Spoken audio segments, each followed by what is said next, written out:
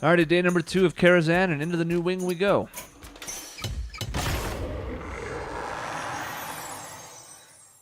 I'm Morose, Karazhan's steward, and I need your help.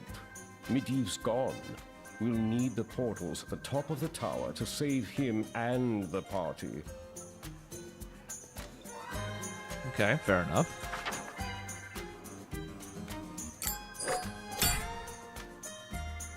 Alright. Here we go. What are we looking at here?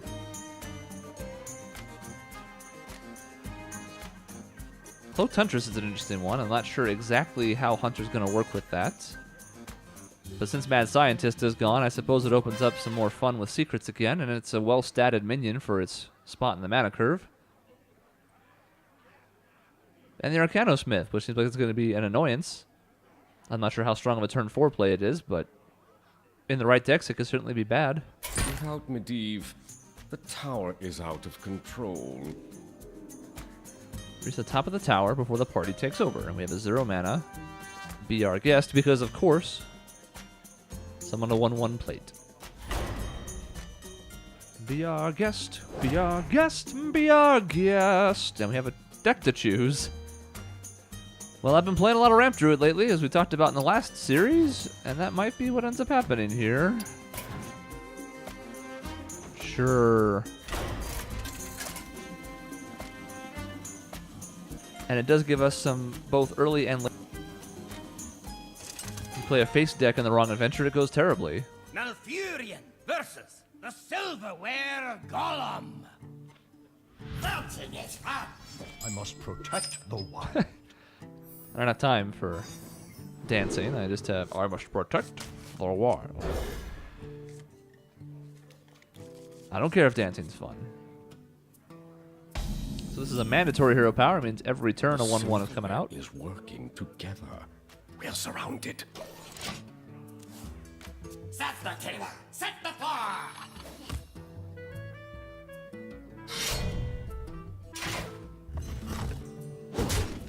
Okay. So at least on the surface, this isn't going to die in one turn, so let's try it. We sure would like for it to live, so we can Mire Keeper next turn.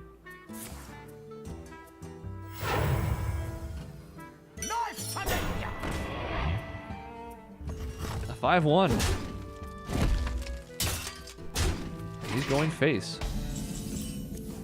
Okay, well, I think we need to get big so we can look at that Sunwalker, although it's not the best time to be playing it.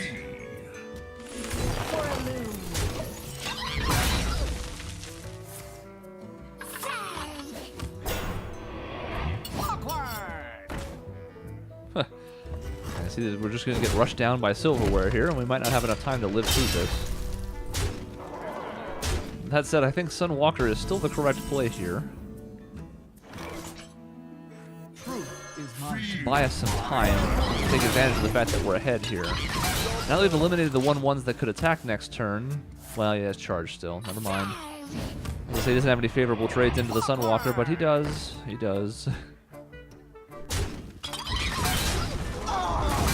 Still, reduced our damage intake a bit.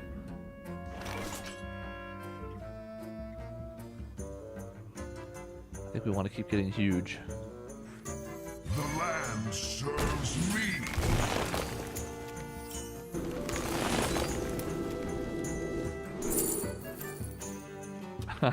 Don't know that I want to be giving him a weapon. So even though it's weird, I think I'm actually going to take the Scarab. I might even play the Scarab. I don't know if I can afford to take too much more damage, but hero power into one of the 3/1s is not the worst thing in the world. For the wild, feel my wrath. For a move. Okay. We temporarily achieved board control. You get a plate. You get a plate. Everybody gets a plate. Okay. Everyone does appear to have a plate. I mean, Nefarian makes the most sense here, and yet I don't think it's correct. I think we need to do this. By the power of Ragnarok, I have Just gotta focus on reducing damage right now. We have many more beefy taunts in this deck that I think would come in handy. We don't really have a need for 10 mana next turn as it stands, especially because we're about to get a reduction from Thorison. So I might want to trade with one of these. For a loon. I'm concerned he's going to have something that buffs them. Not just the charge, but something else that's like, give it +2/+2 or something.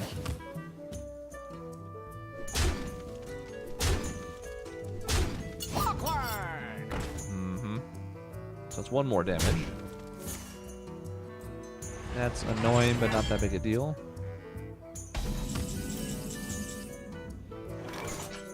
Okay, so we're going to get another tick from Thorison. We can get some health back with the Ancient of Lore. I'm not really worried about the card draw, especially because we can also Wrath the 3/1. So I think we're going to do all 3 of those things. Heal. We're going to Wrath, so we get a card draw this turn. Something else that gets ticked by Thorison. And we're going to play this. That's also going to get ticked down by Thorison. I mean,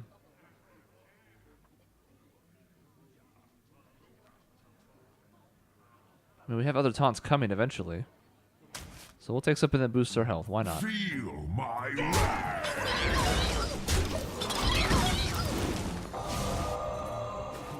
Meanwhile, Nefarian's going to keep getting cheaper, and we're going to want to play it somewhat soon, especially while we have Thorison out, because then, again, everything just gets cheaper and cheaper, and we start getting ahead finally. Okay. A wasted plate, at least. Certainly worse things we could have seen there. Your magic is mine. What do we get out of this? 2 tail swipes. Okay. Elune, guide my lance. For the wild. That one wasn't Feel my wrath. Maybe the wrong approach. Maybe we want to go face instead, but I'm going to be a little bit careful yet. I didn't want to leave 7 plates out with 13 health. That felt risky. See, that's the one I was talking about. That right there. Need a drink? So we would have been dead. Need a drink? We would have been dead.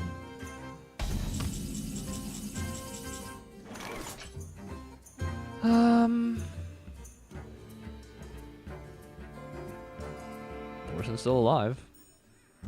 For a loon.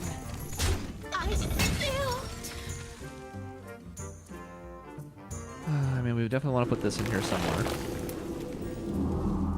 And I think we need to go ahead and use the more expensive one of these. Then we're going to Druid of the Claw to end this, I believe.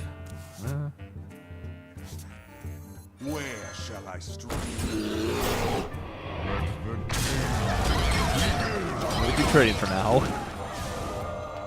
I am mindful of the fact, however, that we have 24 damage on board and at least 8 in hand. That's not quite enough, but with hero power, that would be 33 on the dot. Never mind, Refreshment Vendor.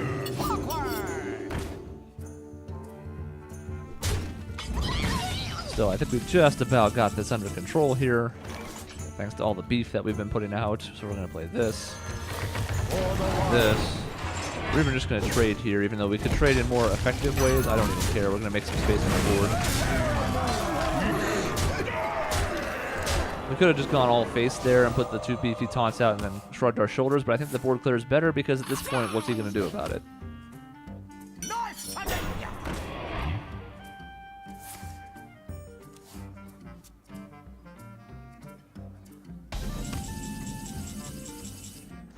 This is certainly an interesting deck. Got to give it credit.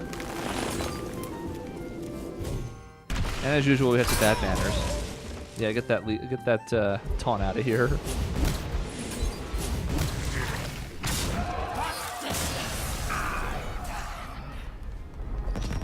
I get it.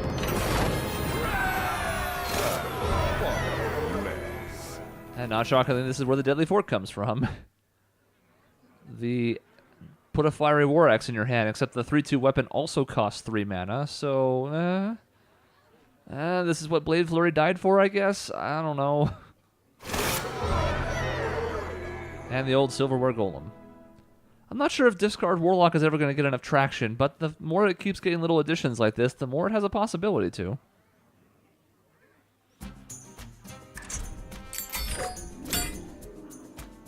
Okay. So that's today's. Tomorrow we'll go for the next wing.